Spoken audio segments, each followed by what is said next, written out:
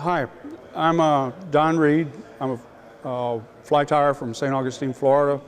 Have a little company called Saltwater Fly Tires.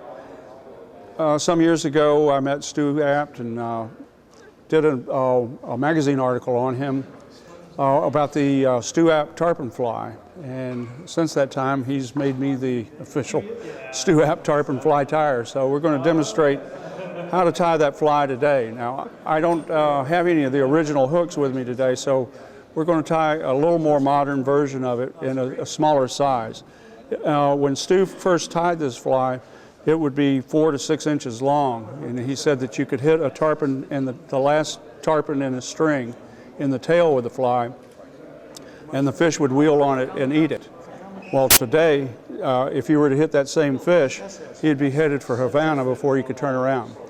So we make them much smaller today. So I'm going to tie a smaller version of that fly. I'm going to use a 1/0 SL12S hook, Gamakatsu.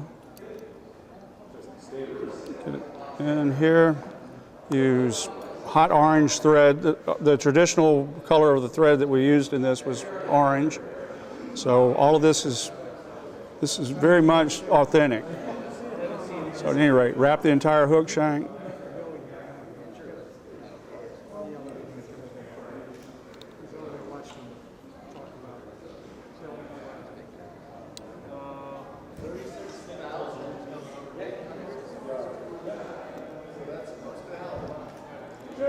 I usually wrap a little bit past the bend of the hook to give it a little tag.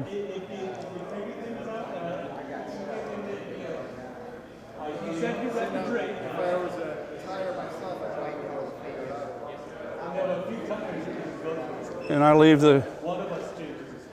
usually leave the thread right over the point of the hook. Start tying this in. Stu used always used a stiffener that would keep the feathers divided. And what he used was just a heavy stem of one of the feathers.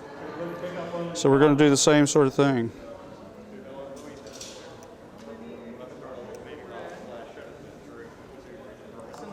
At any rate. So piece of stem about like this, tie it in.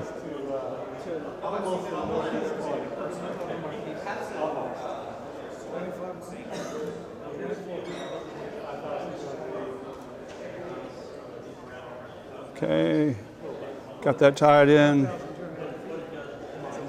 Doesn't need to be quite that long, so cut that out.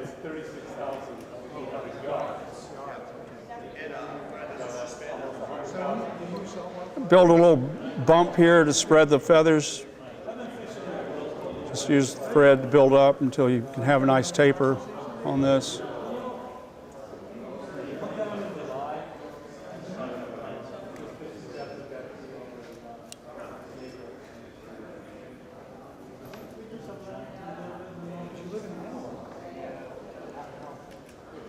Now we're going to select some feathers.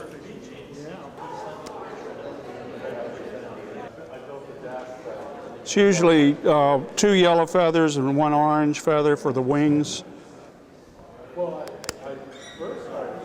And then the collar is usually either 1 of each or 2 of one color and 1 of the other. Match the feathers so that they come out to the same length. Pretty close.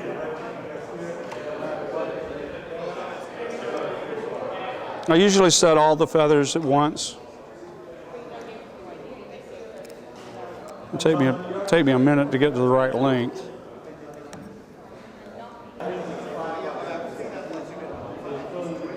Set the whole hook, or set the whole set of feathers down. Wrap them very loosely to begin with. Wrap towards the eye of the hook, and as you do, you can apply more pressure to the feathers. If you're not careful, they will roll on you. So that's the idea of putting light pressure on them to begin with. All right, looking pretty good there. Put a little cement on to set them in place. This is a super simple fly, really. The way that Stu tied it to begin with, it was just simple wing and collar. And that's all there was to it. All right, now for the collar. So I do have some experience, yes. At this point, I'm going to use one of each.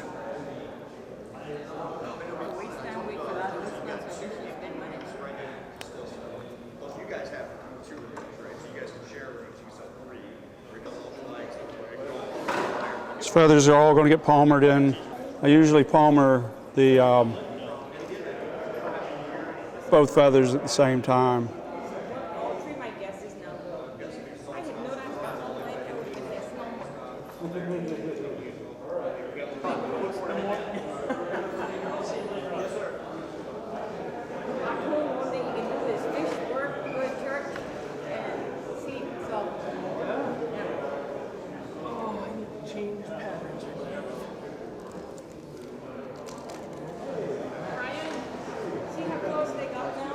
Try not to overwrap the previous wraps.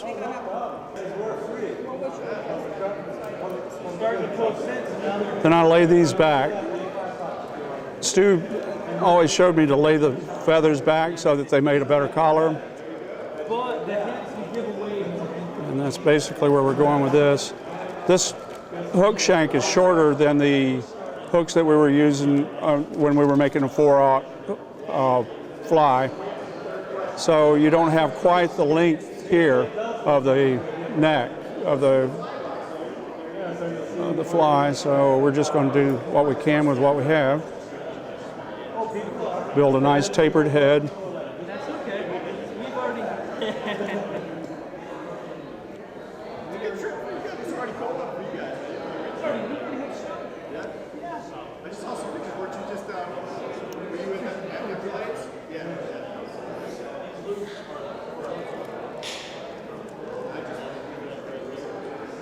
Whip finish it off, and then we're going to adjust the fly a little bit.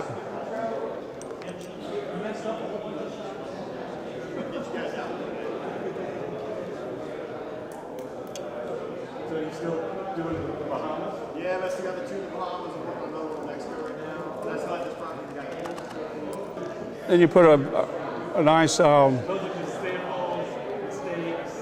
head cement on and finish the fly out.